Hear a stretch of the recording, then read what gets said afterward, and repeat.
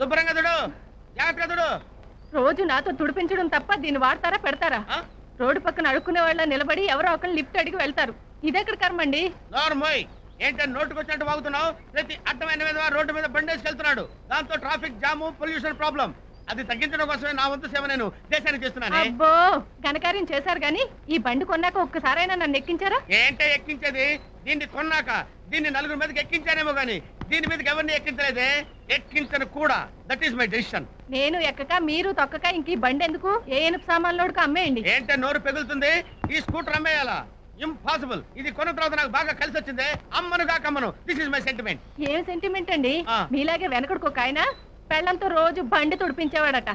ఒక రోజు ఇంటికి వచ్చేసరికి ఇంట్లో పెళ్ళం లేదు, బండి లేదు, రోజు ఇంటికి వచ్చే పాలోడు లేడు. అంటే ఏంటని ఉద్దేశం? ఏముందండి, ఏదో ఒక రోజు అమ్మగారు కూడా ఏ పాలోడుతోడు జెండా ఎత్తేస్తారండి. ఏంట్రా నవ్వుతున్నావు? పెట్టుకెళ్ళ. అమ్మగారు వెళ్ళమంటారా ఉండమంటారా? వెళ్ళి